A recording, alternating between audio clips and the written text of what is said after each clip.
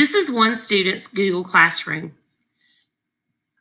The tabs are all of the classes that a student has been added to in Google Classroom.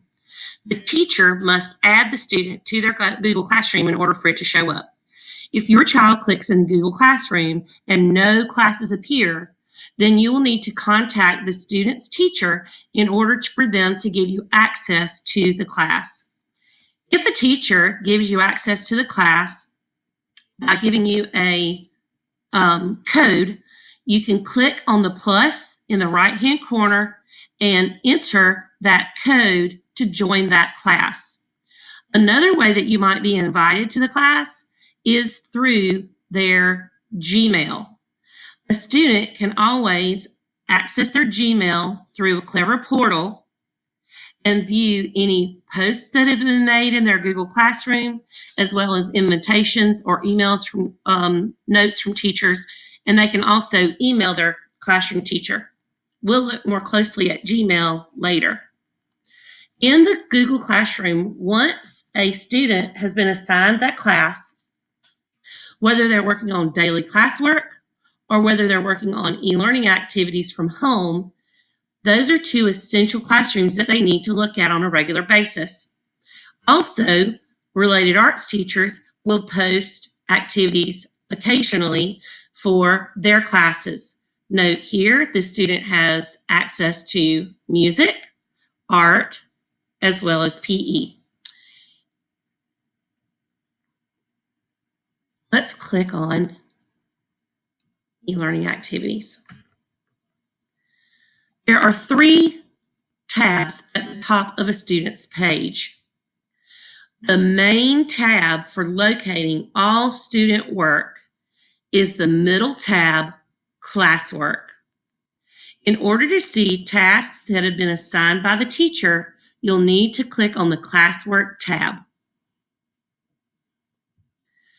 When a student clicks on the Classwork tab, they can see an outline of all of the different sections of that classroom, as well as topics with activities embedded underneath.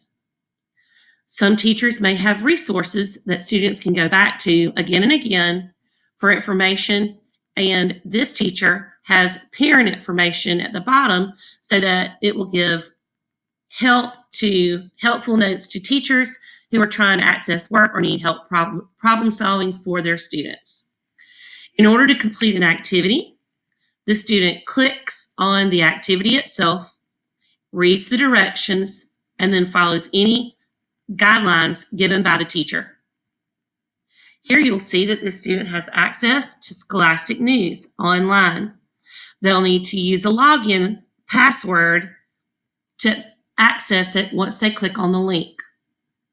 It's important to make sure you read the directions and take note of any passwords that you might need to use once you click on the tab.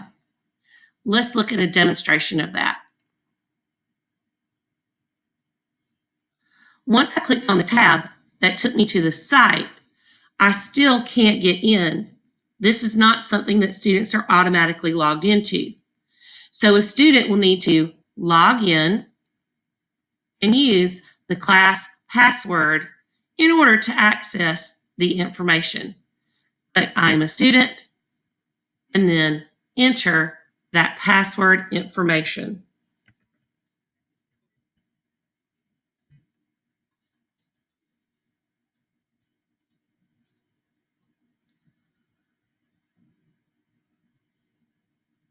And then they can access any of the tools that are here to complete that activity.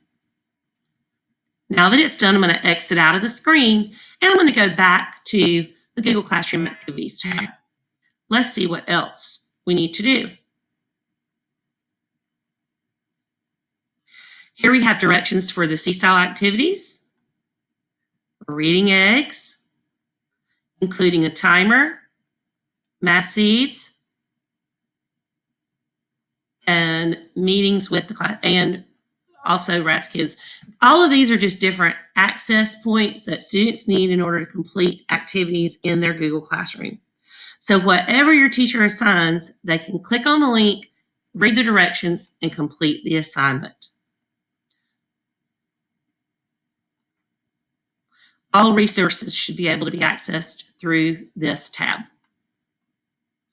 In order to see a list of all your classes, you click on the 3 lines to the left of the screen, and it takes you back to your classes.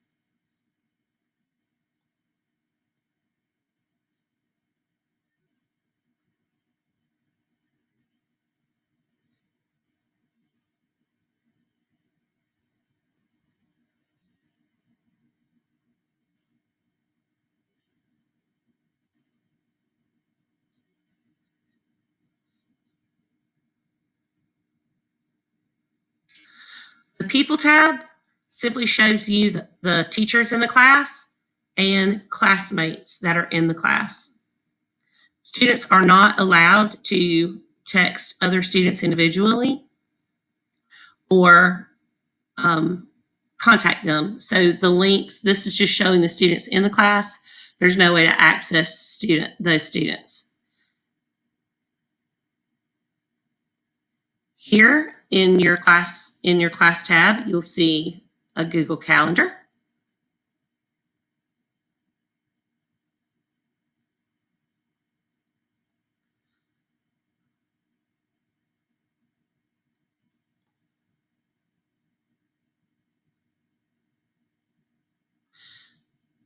Once this is updated, you might see information from your teacher's classroom calendar that'll give updates and information on assignments or tests or holidays or field trips or any of those types of information. The class drive folder is where it takes you into Google Drive.